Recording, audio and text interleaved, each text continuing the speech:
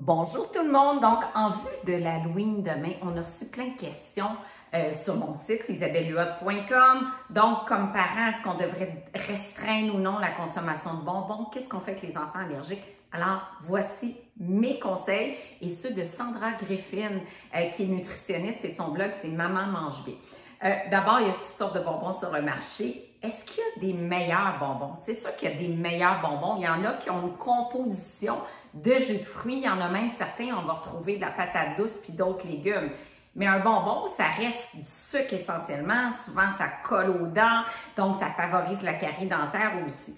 Je vais quand même souligner des bonbons qui se distinguent, peut-être plus pour les adultes, comme moi, j'adore les jujubes, Smart Sweets. Donc ça, c'est une belle entreprise qui a été fondée par une fille qui avait la dent sucrée, qui adorait manger des bonbons, puis elle dit, ça fait tellement trop de sucre, c'est pas bon pour ma santé. Elle a développé cette compagnie-là. Honnêtement, c'est quand même super bon. Et le petit sachet, là, au goût, je dis, le petit sachet, on a 17 grammes de fibres. Donc, beaucoup de fibres. On a l'équivalent de 3 grammes de sucre seulement. Pourquoi? Ben, en scrutant la liste d'ingrédients, j'ai vu qu'il y avait du stevia. Donc, le stevia, c'est un édulcorant. Moi, j'aime mieux quand il n'y a pas de stevia. Mais en lisant sur le site, elle dit, je recherche quelque chose d'autre avec un pouvoir sucrant qui n'est pas du stevia. Donc, on pense à une phase 2 qui s'en vient pour ce type de gâterie-là.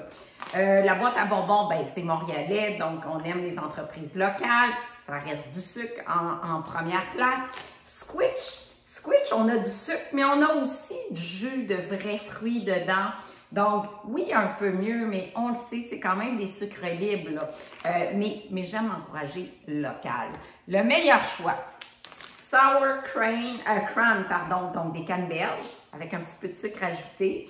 Donc, on a des fibres qui proviennent de la canneberge. Ça, c'est vraiment chouette. Entreprise d'ici aussi. Mais là, les enfants vont te dire, ben ça ressemble trop à ce que je reçois dans la boîte à lunch. Ça se peut. Moi, personnellement, j'aime beaucoup le petit goût acidulé. Et puis, c'est sûr que ça se distingue. Ceci dit, des bonbons de même si c'est pas santé, l'Halloween, on s'entend, c'est une fois par année.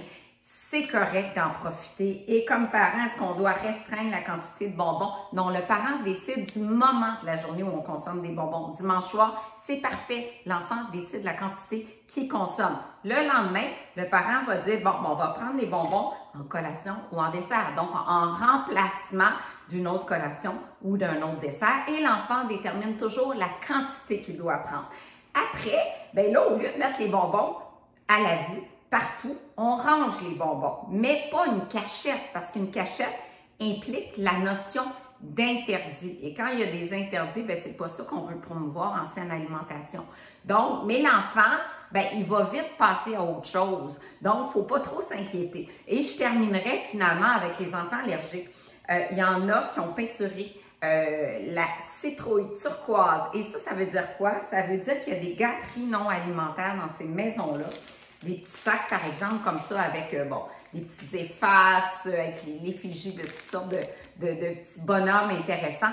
Des petits sacs comme ça, c'est le fun pour les enfants allergiques parce que pour eux, malheureusement, ils ne peuvent pas consommer tous les bonbons. Puis c'est très important de trier les bonbons au moment de la récolte puis d'éliminer les bonbons qui pourraient contenir des allergènes. Puis je rappelle que l'Halloween, c'est une fête autour des bonbons, mais ça peut être une fête autour de plein d'autres choses. Pourquoi qu'on n'utilise pas la citrouille et qu'on ne fait pas des biscuits citrouille chocolat? Belle recette sur mon site internet isabellehuot.com.